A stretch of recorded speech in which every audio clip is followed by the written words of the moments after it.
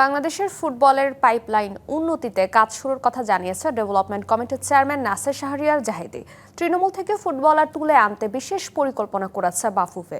এপ্রিলের মধ্যে পুরো রোড ম্যাপ প্রকাশ করার আশ্বাস ডেভেলপমেন্ট কমিটির চেয়ারম্যানের। হামজা সমিতদের অন্তর্ভুক্তিতে অন্যরকম আবহ যুক্ত হয়েছে বাংলাদেশের ফুটবলে। সাফ জয়ের পর ফুটসালেও মহাকাব্য রচনা করেছে সাবিনা, কৃষ্ণা, মাসুরারা। সেই ধারা অব্যাহত রাখতে পাইপলাইন উন্নতিতে এবার নজর ফুটবল ফেডারেশনের। তাই তৃণমূল থেকে ফুটবলার তুলে আনার কাজ শুরু করেছে বাফুফে। আমাদের দেশে একটা ফুটবলের পাইপলাইন আমাদের তৈরি করতে হবে।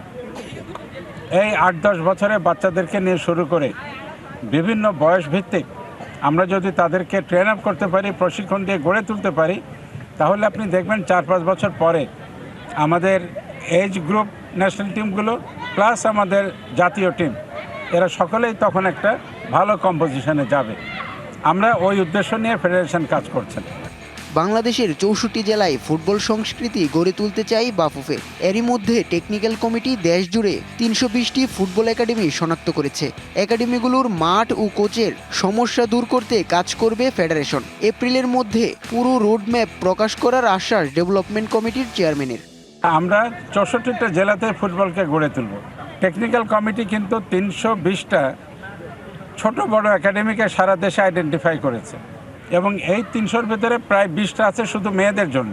তাদের আমরা দেখলাম যে মাঠ এবং কোচ এই দুটোরই সমস্যা পেরিফেরিতে, মফস্বল শহরগুলোতে, জেলা শহরগুলোতে। বিদেশ থেকে দেশে রেমিটেন্সের টাকা আসে নিরাপদে। তাই আজই আপনার আপনজনকে বলে রাখুন, রেমিটেন্সের টাকা যেন শুধু নগদেই পাঠায়। তো ফেডারেশন থেকে আমরা ৮টা বিভাগে আমরা ৮ জন কোচ নিয়োগ করেছি। আমরা আশা করছি যে বাই এপ্রিল এই আগামী একটা রোড ম্যাপ আমরা আপনাদেরকে দিতে পারবো। শনিবার বাংলাদেশ ফুটবল ফেডারেশনের উদ্যোগে অনুষ্ঠিত হয় বাফুফে ফুটবল একাডেমি ফেস্টিভ্যাল। সেখানে উপস্থিত হয়ে খুদে ফুটবলারদের পুরস্কার তুলে দেন বাফুফে কর্তারা। পরে ঘুরে দেখেন বাফুফে টার্ফ এবং এর সুযোগ সুবিধা বৃদ্ধিতে কাজ করার আশ্বাস দেন নাসের শাহরিয়ার জাহিদি। টুকটাক সমস্যা হতে পারে, এটা আমরা দেখব কত দ্রুত এগুলোকে নিষ্পত্তি করা যায়। উৎস রশিদ, ডিবিসি নিউজ, ঢাকা।